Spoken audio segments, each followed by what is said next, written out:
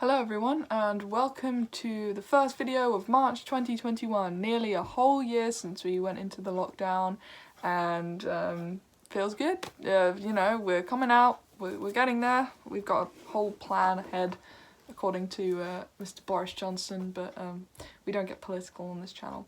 But anyway, today's video is my month of February listens. So everything that I've been listening to in February, new stuff or revisited stuff, just stuff that I've been listening to. I am going to be including the albums that I've reviewed because technically I have listened to them in the month of February, because when I listened to those albums, especially the Graaf Generator one, the Porn Hearts album, which I did a review on quite early on in the month, I revisited quite a lot throughout the whole month. So I have been listening to a lot of these albums consistently throughout February. February is quite a short month, so there's not too many albums here. Usually I listen to a bit more in months. I'm trying to listen to stuff that I've not heard of, so it makes the videos more interesting. But this is what I've been listening to, and yeah. So just one quick thing as well before I start.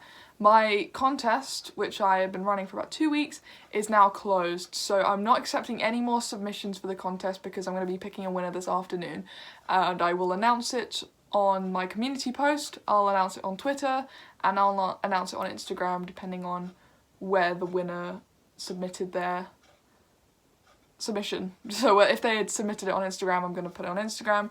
If they submitted it on YouTube, that might be a bit harder, but I will put it on YouTube, and if it came from Twitter, then I'll put it on Twitter. So submissions are closed. Thanks for everyone who participated. I really enjoyed watching / reading all of your guys' submissions. They were very interesting, very fun to read, and maybe I'll do more of these contests in the near future because they are quite fun in terms of like having something for the viewers to do rather than, oh, subscribe, like, whatever.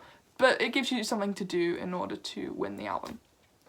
Enough of me chatting, let's get on with my February listens. I'm just going to quickly mention there's only one album that I've been listening to consistently that I don't currently have on vinyl, and that is the UK album by UK, which I really enjoyed. I think a lot of you guys suggested it. It's the group with John Wetton, Bill Bruford, Alan Holdsworth and Eddie Jobson. So that album, that first one, very good album. I really loved it. So if you haven't checked it out, I highly suggest it. I'm yet to get that, don't worry, it will come into the collection very soon. And this is the first Gracious record, which I talk a lot about because I think it's severely underrated. It's absolutely great record.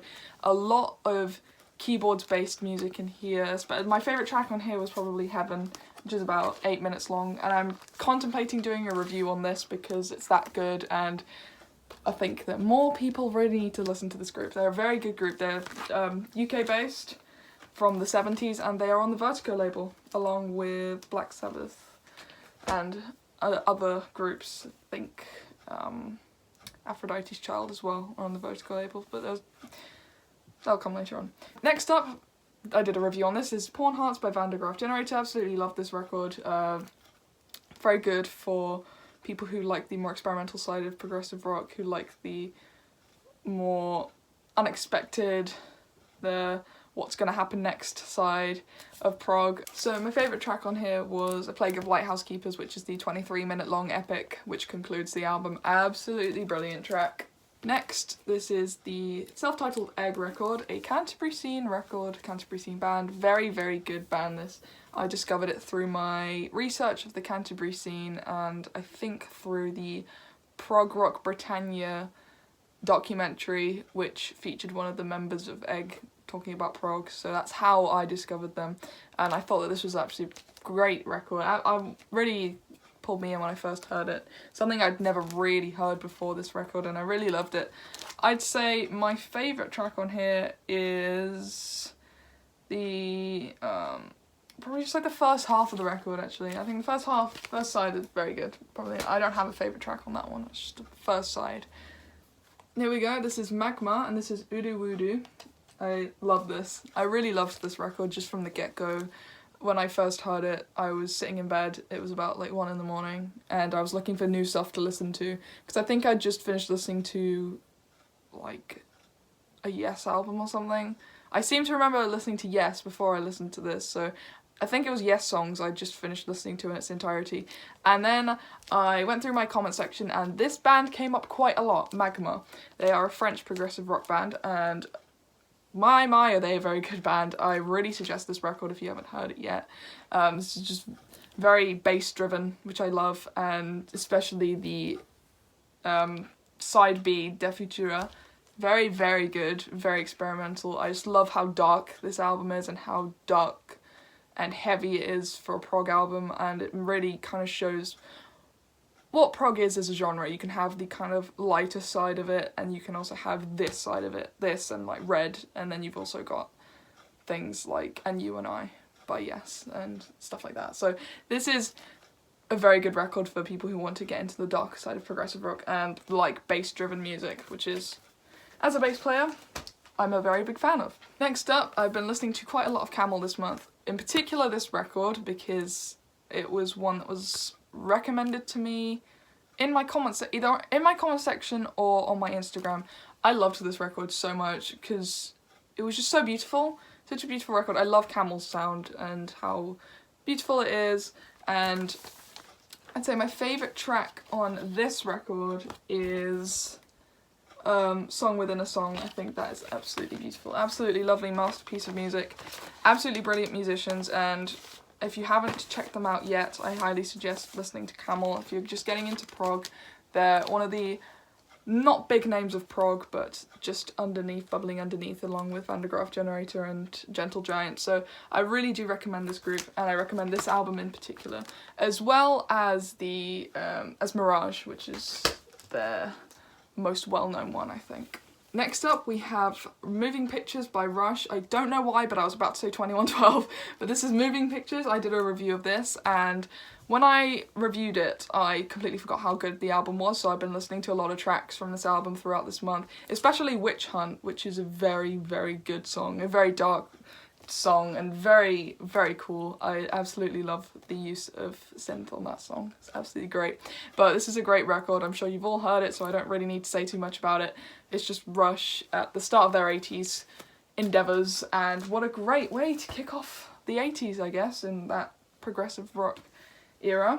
Next is Ashes Are Burning, and this is by Renaissance, and this is absolutely beautiful record. This is a folky kind of prog album, so folk mixed with prog. This is very beautiful, especially the closing track, the title track of the album, Ashes Are Burning. I love the way that that track builds up. I like the way that it was executed, the way that it fades out at the end, and I just love the singer's voice. I really love her voice a lot, and this is another great band that you guys should check out if you aren't familiar with them. I've got another one of their records which I'm hoping to listen to more in this month. Maybe it'll appear at the end, but this is the other record that I got by them recently. This is Scheherazade and Other Stories. So this is just a beautiful album from what I've heard. I've only heard it once, so and I've heard this one quite a lot of times now, because every time I listen to it over and over again because it's so good. But this is a great record. Next up we have Death Walks Behind You. This is by Atomic Rooster. I have the poster that comes in this album over there. Am I pointing in the right direction? Yes, I am. This is a great record, actually. I do love Atomic Rooster. I've been listening to a lot of Atomic Rooster this month. I'm going to pull out the other one that I've been listening to because I think that they can just be included together, but this is In the Hearing Of. I've only really just discovered Atomic Rooster this month. Like, I knew of them. I think my dad mentioned them quite a lot, and I just didn't really listen to them for a while. Then I did, and I loved it. I love the bluesy influence on this band, and especially on this record here. And I just love them. They're good. And a little bit of trivia. This is Carl Palmer was in this group, but not on any of these albums, but I think the first one. But these are both very great albums. If you have not listened to them, I cannot stress it enough, listen to them. I've listened to this record plenty of times. This is the Alan Parsons Project. This is Turn of a Friendly Card. Dad showed me this one, and what a great record. I've been listening to this a lot this month, and it's just great. It's a great start to the 80s, and I think Dad actually forgot this one, because I know he wanted to put this one in his 80s video, but he just completely forgot about it. But this is a great record, one that I think a lot of you guys will be familiar with, and my favourite tracks, probably Games People Play, and Ton of a Friendly Card Parts 1 and 2. Next, a very suggested one. I mentioned this in my vinyl haul, which was my last video yesterday. This is some Italian prog. This is Premiata Forneria Marconi, and this is Per un Amico, and this is a great record. And I saw a lot of your guys' comments saying, yeah, it really is a great record, and I know it took me a while to listen to this because I'd just been getting through listening to the majority of Emerson, Lake and Palmer's discography, Rush's discography, Yes's discography, King Crimson's discography, Genesis discography. You know, I'm just kind of revisiting stuff at the moment, and then I'm getting into some newer stuff. So this is one of the newer things that I checked out, and I loved it. This copy's on orange vinyl, which I showed in my last video, but this is such a beautiful record, and if I had to pick a favourite track, I would probably say...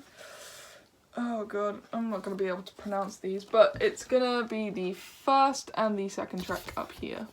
So I don't want to embarrass myself by trying to pronounce Italian words, but this is a great record and I do love it a lot.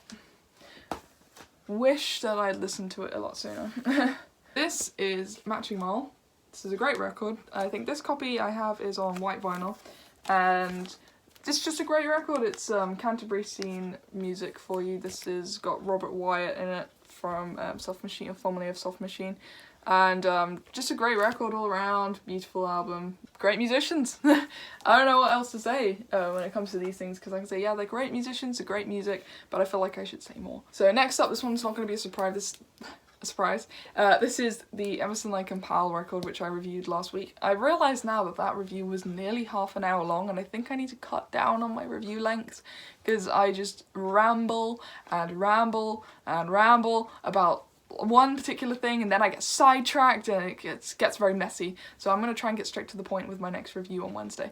But I've been listening to this album a lot because I reviewed it, and I've been trying to get more into this record, which I have actually. I've been listening to it a lot more, getting more into that first side. I know I mentioned that the first side of the album wasn't particularly my cup of tea. I didn't particularly like it very much, but the 80s sound is starting to grow on me a little bit more, and I really do love this album a lot more than I did when I was reviewing it, because that was my second listen of the album. So definitely one that grew on me. I do love it a lot. Obviously it's got 3 fantastic musicians on it. Lastly, this is 666 by Aphrodite's Child. This is a great record. I love this a lot, especially love the vocals on this record.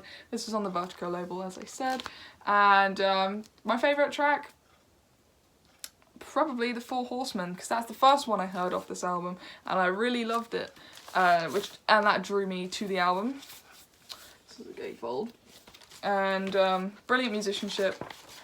As we all know, the musicians who are in this group, very talented people, and one that I highly recommend. This is a Greek progressive rock band. So I've been getting more into the European side, outside the UK, European prog bands, and that is featured a lot in this video today. So I'm glad that I'm, expanding my progressive rock knowledge into not just the UK, but outside the UK and America, South America, places like that. It's great.